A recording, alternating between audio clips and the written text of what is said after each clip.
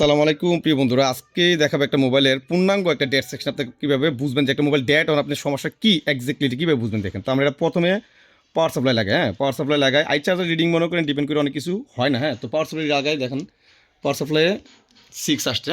6 আবার দিকে দাও, ছেড়ে দিলাম, 0 চলে আসলো। আবার পাওয়ার সেফটি প্রেস করি, প্রেস করি, আবার 5 আসছে, আবার ছেড়ে দিলাম, 0 চলে আসছে। তো এমতো অবস্থায় এমতো অবস্থায় আমরা কী চেক করবো এটা আসলে কোনো শর্ট আছে কিনা। মূলত এই মোবাইলগুলো এরকম অবস্থায় শর্ট না, এটা মূলত সমস্যা হয় আপনার ইমিউনিটি থেকে। ঠিক আছে, তো আমি এটা আজকে মাইপা দেখাবো যে এক্স্যাক্টলি আপনার ইমিউনিটি সমস্যা কীভাবে আপনি বুঝবেন যে 100% শিওর করবো যে ইমিউনিটি সমস্যা কেন দেখেন। তো এই যে দেখেন, আমি প্রথমে চেক করি, আমার মোবাইলের চার্জে লাগিয়ে নিলাম, নেওয়ার পর এদিকে আমরা দেখেন আমরা পাওয়ার এসি এদিকে আমরা অপর পাশে। তো অপর পাশে যেহেতু এটা আমাদের পাওয়ার সাপ্লাই কিছু ইম্পেয়ার নিই, সেই ক্ষেত্রে আমি শিওর থাকতে পারি যে আমরা বিপিএস ভোল্টেজ তৈরি হইতেছে। দেখেন বিপিএস ভোল্টেজ আমার তৈরি হইতেছে। আপনি পাওয়ার একটু মিটার দিকে খেয়াল করবেন। আমার আজকের এই ভিডিও দেখার পর আপনি কখনোই কোনো ডেড মোবাইলের জন্য কারো প্যারা দিতে পারবেন, নিজেই বার করতে পারবেন। দেখেন, তো এখানে দেখি আমাদের এই যে বিপিএস ভোল্টেজ আমাদের উৎপাদন হয়েছে, মানে বিপিএস ভোল্টেজ আমরা পাইছি, তার মানে আমার পাওয়ার চার্জিং এসে ভালো আছে এবং বিপিএস ভোল্টেজ আমার উৎপাদন হইতেছে। এখন চেক করবো আমরা পাওয়ার এসি প্রপার কাজ করতেছি কিনা। আমরা আমরা যে বাক কয়েলগুলো আছে, বাক কয়েলগুলো এগুলোতে আমরা চেক করবো যে আমাদের এলডি ভোল্টেজ এবং বাক ভোল্টেজগুলো আছে কিনা। তো যেহেতু এটা 5টা কয়েল, এখান থেকে এই মোবাইলে 5টা কয়েল, 5টার মধ্যে 4টার মধ্যে আমরা ভোল্টেজ থাকবে আর একটাতে থাকবে না। তো আমরা প্রথম শুরু করি, এ থেকে শুরু করি, যেখানে কোনো ভোল্টেজ নাই। তো আমি আবার একটু লাইটটা দিয়ে নিই।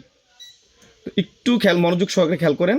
দেখেন আমি বিস্তারিত আলোচনা করছি। দেখেন এখানে এটাতে কোনো ভোল্টেজ নাই, আর এটা দেখেন এটাতে ভোল্টেজ আছে 800, এটা চলে, এটাও বাক ভোল্টেজ ঠিক আছে।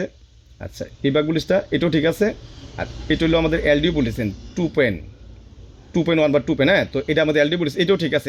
তো যেহেতু আমার বাক ভোল্টেজগুলো সব ঠিক আছে, তাহলে আমি এখন চেক করবো আমার 100 ক্রিস্টালে ভোল্টেজ আসে কিনা। দেন 100 ক্রিস্টালে যদি ভোল্টেজ আসে, তার মানে পাওয়ার এসি প্রপার কাজ করতেছে। ঠিক আছে, তো যেহেতু আমার বাক ভোল্টেজগুলো সবগুলো ঠিক আছে, আমি 100% শিওর থাকেন যে আপনার এই মোবাইলে কোথাও কোনো শর্ট নাই। যদি শর্ট থাকতো কখনোই আপনার বাক ভোল্টেজ তৈরি হইতো না। ঠিক আছে, তাহলে 100% শিওর থাকেন মোবাইলে কোনো শর্ট নাই।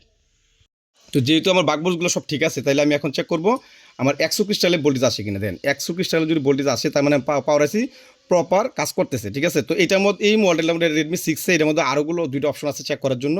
আর যদি কোনো মোবাইলে এক্সট্রা আপনার এই ক্লক আইসি থাকে, তাহলে ক্লক আইসিও ঠিক আছে। তাহলে এখন দেখেন, এখন যেহেতু ক্রিস্টাল ঠিক আছে, তখন আমি কী করবো, আরেক 2টা অপশন আছে। দেখেন একটা এই জায়গায় এনে একটা, আর এইখানে একটা। যদি এইখানে আমি পাই, দেখেন এইখানে যদি 1.8 ভোল্ট পাই, তার মানে আমার এটা হলো ডায়াগ্রামের ভাষায় লেখা আছে। দেন 1.8 ভোল্ট এখন আসছে, এটা ডায়াগ্রামের ভাষায় থাকবে আপনার রিসেট বি 1.8। এটা যদি এখানে যদি 1.8 আসে, তাহলে আপনার চার্জিং এসি পাওয়ার আইসি ক্রিস্টাল, বাক কনভার্টার আইসি থাকলে বা সব কিছু ওকে আছে। যদি বাক কনভার্টার আইসিও থাকে, তাহলে ওকে আছে। দেখেন এখানে আমার 1.8 ভোল্ট পাইছি, এটা হলো রিসেট বি, এটা মিডিয়াটেকের ক্ষেত্রে।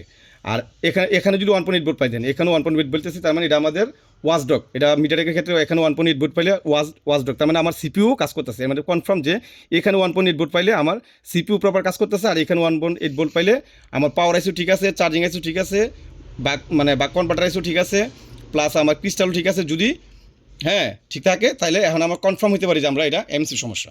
ঠিক আছে, আমি 100% শিওর থাকেন যেটা এমসি সমস্যার কারণে এই সেটটা ডেড হয়েছে। বাকি সব অপশনই ওকে আছে। আজকে পর্যন্তই, ভালো থাকবেন, আল্লাহ হাফেজ।